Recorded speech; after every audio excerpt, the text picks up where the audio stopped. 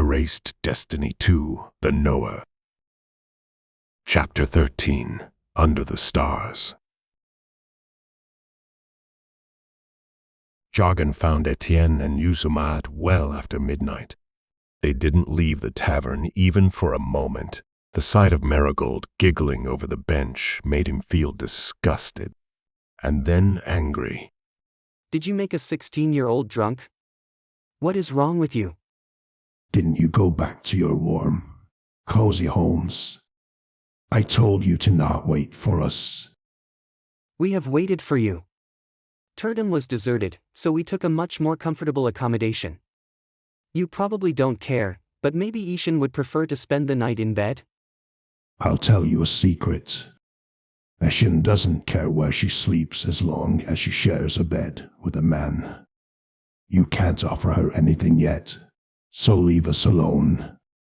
The conversation interested the girl, who raised her head from the bench and tried to focus her eyes on the newcomer, which was not easy, considering the amount of alcohol consumed in the last few hours. She instinctively casted Purify, but the curse was already used up, so the spell did not improve her condition. Jargon, what are you doing here? Did you bring my bag? Your bag is by your bed. Come on. I'll take you there. He practically dragged the girl outside. He pulled. He hauled. He almost carried her in his arms. Marigold could barely drag her legs. She was sleepy, exhausted, drunk for the first time in her life. Jargon covered her with his coat. Night's chill refreshed Etienne a little. She wrapped herself tightly in Jargon's coat and, against Jargon's protests, sat down on a pile of rubble. She contacted Zuzu telepathically and was soon enjoying the return of a whole range of hangover remedies. She started with Purify, this time with the expected result. She healed herself with death magic, rinsed her face with water, and compensated for the lack of shoes with a fiery whirlwind. I'll be fine. I'll be fine in a moment. I'm sorry. I didn't think you'd look for us. That you'd find us. How do you feel? He pressed a piece of bread into her hands. It was the only thing he took from the apartment, expecting that the search would take him some time and that he would get hungry. He didn't think that the girl would only have drinks for dinner. It's hard to get used to feeling things, to having to remember things like putting clothes on or taking food with me. I promised you something, didn't I? Now we have a moment alone. It's not the most charming place, but I actually like it. I like sitting here, admiring the night sky, enjoying a moment of peace and quiet without any urgent matters to attend to. Which of us do you want to talk to? Marigold, probably. I'll be off then. No. With you. With Ishan. I want you to answer a few of my questions. The truth, even if it is unpleasant. I'm not used to lying. So ask those questions. With the speed of a seeker on a dangerous mission, Etienne devoured her dinner. She drank water from a cracked fountain. Jargon gathered his thoughts. It usually took him a long time, and this time even longer. I've noticed that you've been calling yourself Ishan a lot lately. Does that mean that Marigold is gone? Or will she be gone soon? Does she let you take control of herself? What is it like? Why doesn't Marigold fight you? Can she see and hear what you're doing? Can she? Slow down a little. I can't remember so many questions at once. Our consciousnesses exist in one body. At any given moment, only one can be active, and the other is sort of asleep. It follows current events, although they are heavily muffled. Like watching a scene through a crack in the door. You don't see everything, you don't hear everything, but you get the general sense of what is being said and the emotions that accompany it. She hasn't disappeared. She's just sleeping. Jargon had leaned against a section of the house wall, ending just above his head. He looked at the cloudy sky above them, increasing the humidity, lowering the temperature, obscuring the stars he so longed for. He thought that despite the ruined landscape, it could be quite romantic if they talked about something else, if he could flirt like Nathan. However, the Seeker's leader did not interfere in the conversation. I don't know if Marigold will ever disappear. I suppose not. Like I didn't disappear despite 12 or whatever years of dormancy. She doesn't fight me, she invites me to take control. She withdraws. Why?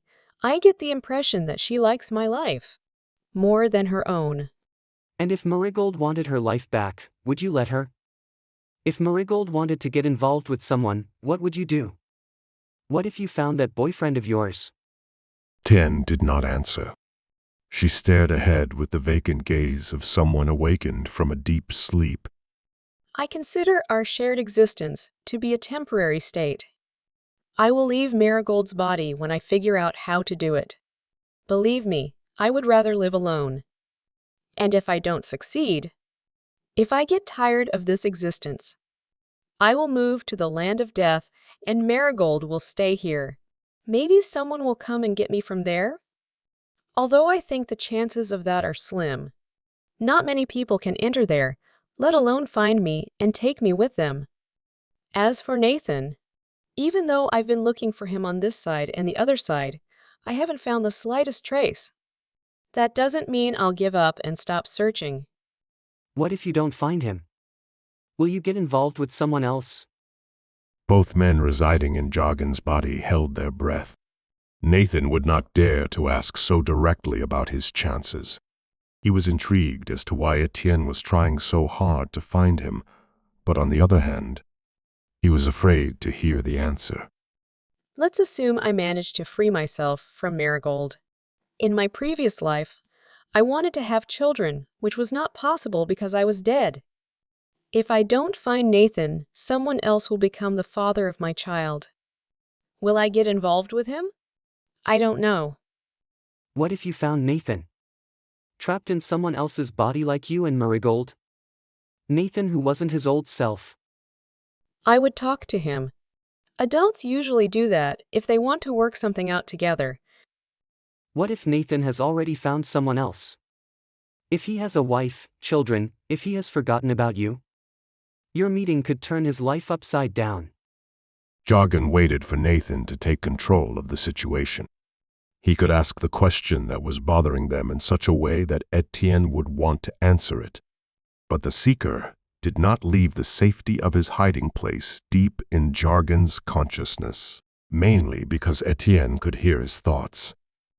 May I ask why you are so interested in this particular topic? Did you happen to meet Nathan and he asked you to gather information? In a panic, Jargon closed his eyes and repeated in his mind that he was planning to ask Marigold to marry him. He just hoped that Etienne wouldn't find Nathan in his head. I told you that closing your eyes won't help you, didn't I? I was joking. Nathan would never do that. I won't stop Marigold from getting involved with you, if that's what you mean. You're not the right partner for me, but that doesn't change the fact that it's Marigold's life and her decisions. I won't interfere with your dates or sex, as long as you don't try to coerce Marigold. Satisfied? Could I talk to Marigold now? Sure, the night is yours. See you later. The first thing that Marigold said was expressing her uttermost surprise. What's wrong? I'm so tired, I'm hungry, and I'm cold. Etienne didn't seem to be bothered by this. She's not a normal woman, believe me. I heard your conversation. I'm not fighting her because, as she rightly pointed out, I prefer her life to mine. The truth is that Etienne and I are very similar. We match together in terms of character. Thanks to her, I have my dream job, friends, and I travel a lot. I don't want to go back to being a poor country girl. You wouldn't have to. Let me be clear, I like you. I would like to get to know you better. Question, do you feel anything for me? Answer honestly. It's better to be disappointed right away than after a few years of fruitless efforts. Stressed out Jargon had forgotten all the smooth phrases his father had taught him. He had forgotten how to talk to the lady in order to win her over. The engagement dinner he had organized had been a failure. Jargon's efforts had come to nothing, so the boy decided to go for a direct confrontation. Marigold approached Jargon. She had a feeling that one day he would ask her this, or a similar question, and she would have to answer it. However, she did not expect the conversation to take place at night in a city ruined by an earthquake and flood, with Marigold standing barefoot on stone slabs, wrapped in someone else's coat like a beggar. You are a friend to me above all else. So you don't like me in romantic way? If you're asking about my preferences, I prefer athletic guys who I could steal horses with. I dream of going on a trip, like traveling around the world, with a resourceful, caring man whom I could rely on in any situation. Someone who would be able to protect me and our children and provide for us. In short, are you looking for someone like my father? Rejecting his advances shook Jargon. He wanted to escape from Marigold and hide in the darkest cellar, not to come out until the end of time, or at least for 2 months. Meanwhile, he stood in the same place, as if his feet were frozen to the stone pavement. I guess so, although it sounds strange. Once I split up with Etienne and get tired of traveling, I would like to become a herbalist. I learned a lot from Etienne. I would live somewhere in the middle of nowhere with my husband and grow a garden full of herbs. Do you see a place for yourself there? Would you even like that kind of life? I don't know. I don't think so. I'm also considering staying in the court as a knower. It's a good job, giving me a lot of satisfaction, but making it difficult to find a partner. Staying in Sintra would only seemingly make our relationship easier. I'll be completely honest, the idea of becoming part of your family terrifies me. Living in a manor full of servants, looking nice and having meaningless conversations with your guests. That's terrible. Jargon imagined Marigold in the vineyard. Marigold in a pretty dress, strolling through the garden surrounded by servants. Only when Marigold said it out loud did he realize that he had not thought his proposal through. I like you and I feel comfortable in your company, but we are just not right for each other. We have different ideas about our future and what we want to achieve. But that doesn't mean we can't be friends, does it? It doesn't. I will always be your friend and I will gladly help you, if you need it.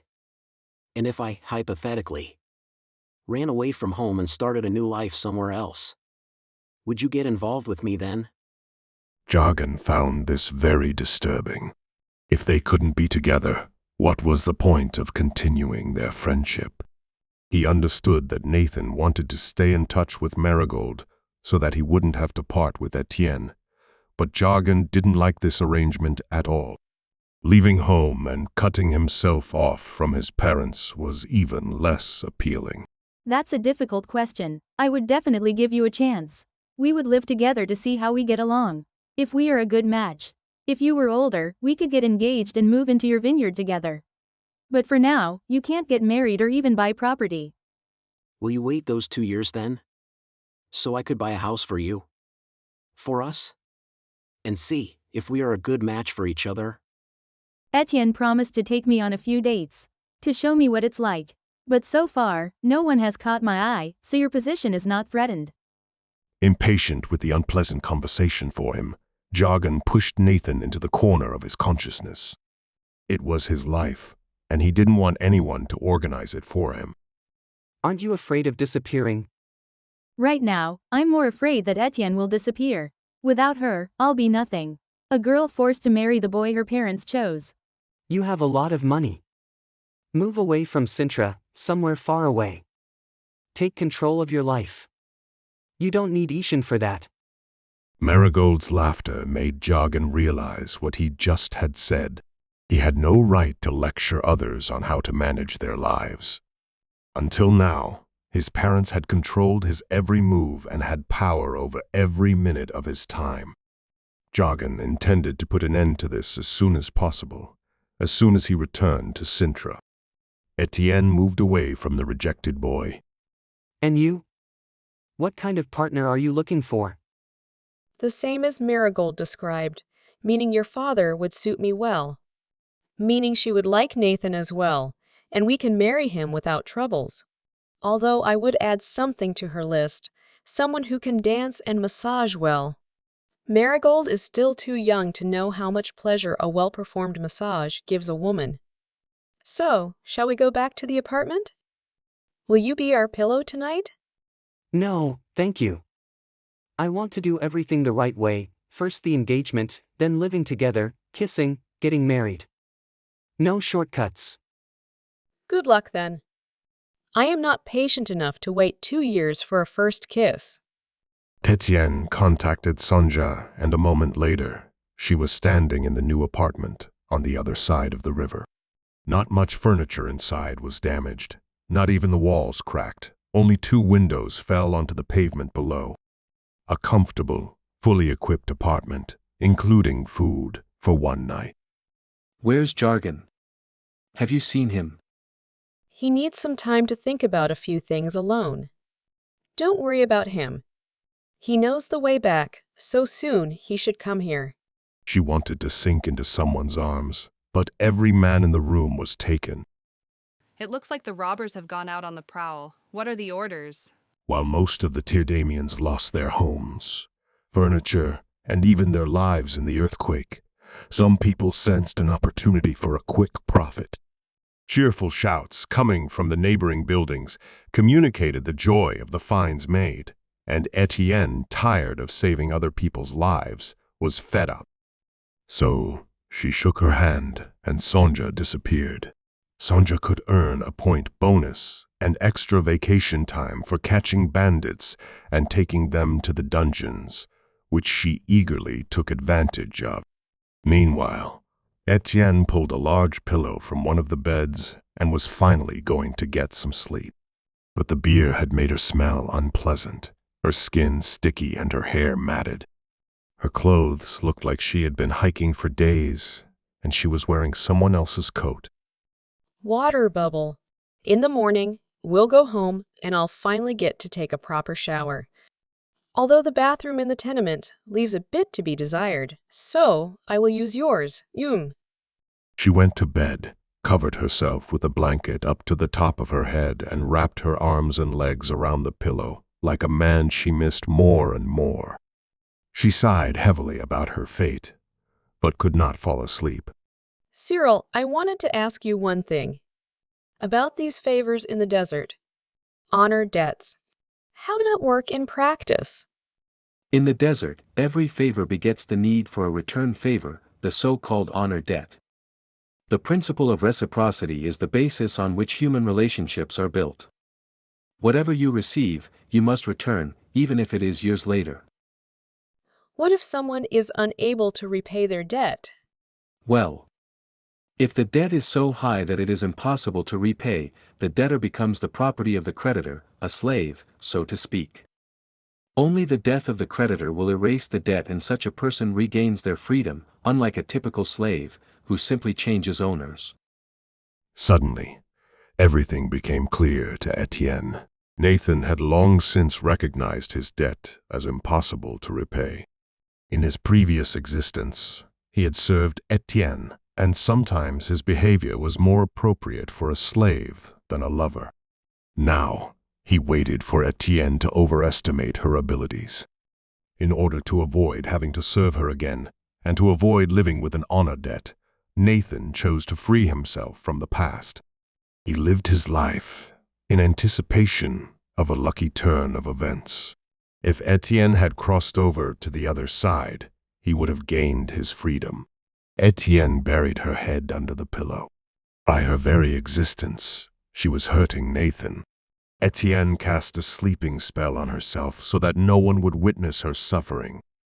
Shortly after Etienne, Uzumaat entered the apartment laden with booty in the form of bottles.